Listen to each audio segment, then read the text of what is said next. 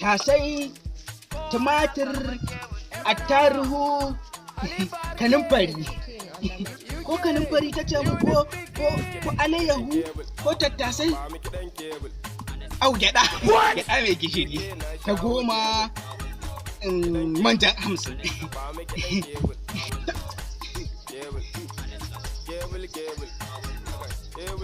Yi za ka ji aiken da aka yi mun za ka ji.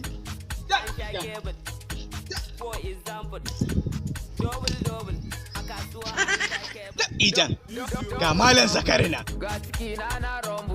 Kuma na ji ana mayan kuɗi ne barin ajiye mata kuɗin nan. A jami'a an sha kebul, a unguwa an sha kebul. Wani je ba ni kiɗan kebul. Ba mi kiɗan kebul. What? Kiɗan kebul. UK na sha. Yanzu ganin wani buɗa. Kiɗan kebul. Ba mi kiɗan kebul. Kebul. Kebul kebul. Kebul kebul. What? Ya. Mado ya kai. Ya me faru? Ya kai.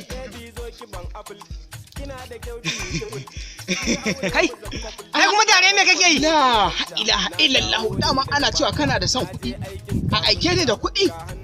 Fito da kuɗin da ka ɗauka.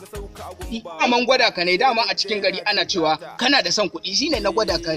Amma dai tsinto ba sata bai ko? Ta ijam. Ai in ce gama sai ka fito da kuɗin. Ta ijam. Ai wannan kuɗin jin gama na lantana mai kosai ne. Ta aike ta ce in je su mata ka. Ashe ta abin da ake yi, faɗar da ake yi a yi gaskiya ne. Zan yi tigiya dama. Ijan. Wallahi tallahi idan baka fito da kuɗin nan ba, sai na faɗa lantana mai ƙosa in ce duk sace-sacen da ake mata, kai ne kake turo ake sacewa. Hankali. La ilaha illallah. Yaran nan zai tara mun jama'a. Gashi. La ilaha illallah. Nawa ne nan?